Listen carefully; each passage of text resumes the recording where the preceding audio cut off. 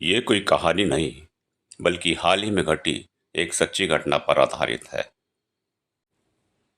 रक्षाबंधन का त्योहार पास आते ही मुझे सबसे ज़्यादा भोपाल वाली बुआ जी की राखी के कोरियर का इंतजार रहता था। कितना बड़ा पार्सल भेजती थी बुआ जी। तरह तरह के विदेशी ब्रांड वाले चॉकलेट, गेम्स, मेरे लिए कलरफुल ड्रेसेस, मम्मी के लिए साड़ी और पापा जी के लिए कोई ब्रांडेड शर्ट। इस बार भी बहुत सारा सामान भेजा था उन्होंने। इंदौर और उज्जैन वाली दोनों बुआ जी ने भी रंग बिरंगी राखियों के साथ बहुत सारे गिफ्ट भेजे थे। बस देवास वाली राधा बुआ की राखी हर साल की तरह एक साधारण से लिफाफे में आई थी। 5 राखियां कागज के टुकड़े में लपेटे हुए रोली और चावल और एक 50 का नोट। मम्मी ने 4 बुआ जी के पैकेट डाइनिंग टेबल पे रख दिए थे ताकि पापा ऑफिस से लौटकर एक नज़र अपनी बहनों की भेजी हुई राखियां और तोहफे पे डाल लें। पापा रोज की तरह आते ही टी टेबल पर लंच बॉक्स का थैला और लैपटॉप का बैग रखकर सोफे पर बैठ गए थे। चारों दीदी की राखियां आ गई हैं। मम्मी ने पापा के लिए किचन में चाय चढ़ाते हुए आवाज लगाई थी। अच्छा, राधा का लिफाफा दिखाना जरा। पापा राधा बुआ की राखी का सबसे ज्यादा इंतजार करते थे और सबसे पहले उन्हीं की भेजी राखी कलाई में बांधते थे। राधा बुआ सारे भाई बहनों में सबसे छोटी थी, पर एक वही थी जिसने विवाह के बाद से शायद ही कभी कोई सुख देखा था। विवाह के तुरंत बाद जेठ ने सारा व्यापार हड़प कर घर से बेदखल कर दिया था। तब से फूफा जी की मानसिक हालत बहुत अच्छी नहीं थी। मामूली सी नौकरी कर थोड़ा बहुत कमाते थे। बेहद मुश्किल से बुआ घर चलाती थी। इकलौते बेटे मोनू को भी मोहल्ले के साधारण से स्कूल में डाल रखा था। बस एक उम्मीद सी लेकर बुआ जी किसी तरह जी जा रही थी। राधा बुआ के भेजे लिफाफे को देखकर पापा कुछ सोचने लगे। रीना, इस बार रक्षाबंधन के दिन हम सब सुबह वाली ट्रेन से राधा के घर देवास चलेंगे और उसे बिना बताए जाएंगे। राधा दीदी के घर? मम्मी तो पापा की बात पर एकदम से चौंक गई थी। आपको पता है ना उनके घर में कितनी तंगी है। हम 3 लोगों का नाश्ता खाना भी राधा दीदी के लिए कितना भारी हो जाएगा। वो कैसे सब कुछ मैनेज कर पाएंगी। पर पापा की खामोशी बता रही थी उन्होंने राधा बुआ के घर जाने का मन बना लिया है। घर में ये सबको पता था कि पापा के निश्चय को बदलना बेहद मुश्किल होता है। रक्षाबंधन के दिन सुबह वाली ट्रेन से हम सब देवास पहुंच गए थे। बुआ घर के बाहर ही बरामदे में लगे नल के नीचे कपड़े धो रही थी। बुआ उम्र में सबसे छोटी थी, पर तंगहाली और रोज की चिंता फिक्र ने उनको सबसे उम्रदार बना दिया था। एकदम पतली दुबली कमजोर सी काया, इतनी कम उम्र में चेहरे की त्वचा पर सलवटें साफ दिख रही थी। बुआ की शादी का फोटो एल्बम मैंने कई बार देखा था। शादी में बुआ की खूबसूरती का कोई जवाब नहीं था। शादी के बाद के 11 वर्षों की परेशानियों ने बुआ को कितना बदल दिया था। बेहद पुरानी घिसी सी साड़ी में बुआ को दूर से ही पापा मम्मी कुछ क्षण देखे जा रहे थे। पापा की आंखें डबडबा सी गई थीं। हम सब पर नजर पड़ते ही बुआ एकदम चौंक गई थी। उन्हें समझ में नहीं आ रहा था कि वो कैसे और क्या प्रतिक्रिया दें। अपने बिखरे बालों को संभाले या अस्त व्यस्त पड़े घर को दुरुस्त करे। उसके घर तो वर्षों से कोई मेहमान नहीं आया था।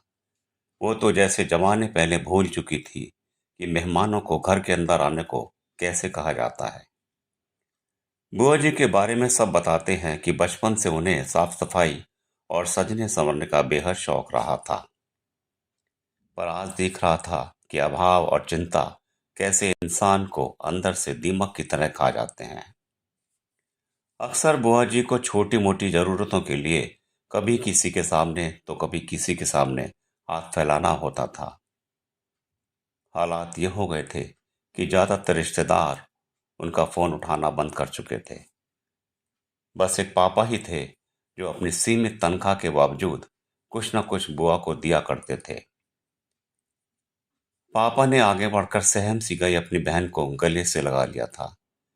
भैया, बाबू, मोनू, तुम सब अचानक आज? सब ठीक है ना? बुआ ने कांपती सी आवाज में पूछा। आज वर्षों बाद मन हुआ राखी में तुम्हारे घर आने का, तो हम बस आ गए, पापा ने बुआ को सहज करते हुए कहा था। भाभी, अंदर आओ ना, मैं चाय नाश्ता लेकर आती हूँ। राधा बुआ ने मम्मी के हाथों को अपनी ठंडी हथेलियों में लेते हुए कहा था। राधा, तुम बस बैठो मेरे पास, चाय रीना देख लेगी। हम लोग बुआ जी के घर जाते समय रास्ते में रुककर बहुत सारी मिठाइयाँ और नमकीन ले गए थे।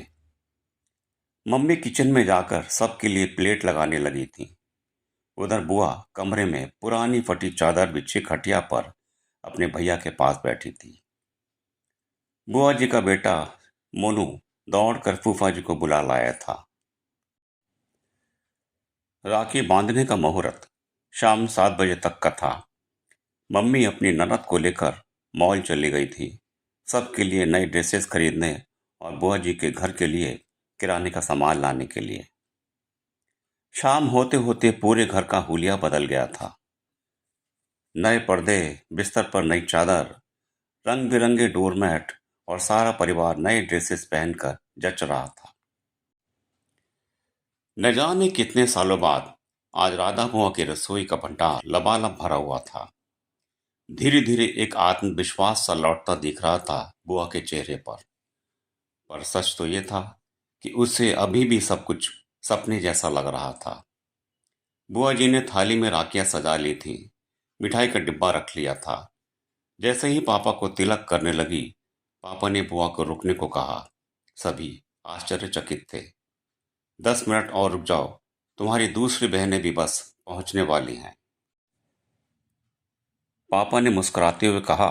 तो सभी पापा को देखते रह गए। तभी बाहर दरवाजे पर गाड़ियों के हॉर्न की आवाज सुनकर बुआ, मम्मी और फूफा जी दौड़कर बाहर आए तो तीनों बुआ का पूरा परिवार सामने था।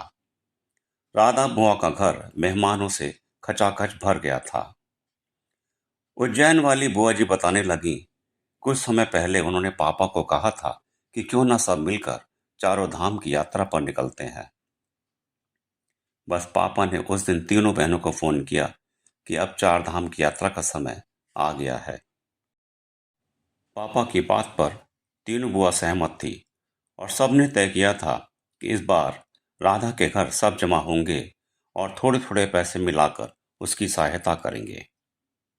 राधा बुआ तो बस एकटक अपनी बहनों और भाई के परिवार को देखे जा रही थी। कितना बड़ा सरप्राइज दिया था आज सबने उससे। सारी बहनों से वो गले मिलती जा रही थी। सबने पापा को राखी बांधी। ऐसा रक्षाबंधन शायद पहली बार था सबके लिए। रात में एक बड़े रेस्तरां में सभी लोगों ने डिनर किया। फिर गप्पे करते करते जाने कितनी रात बीत चुकी थी।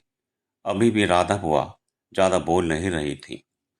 वो तो बस बीच बीच में छलक आए अपने आंसू पोंछ लेती थी। बीच आंगन में ही सब चादर बिछाकर लेट गए थे।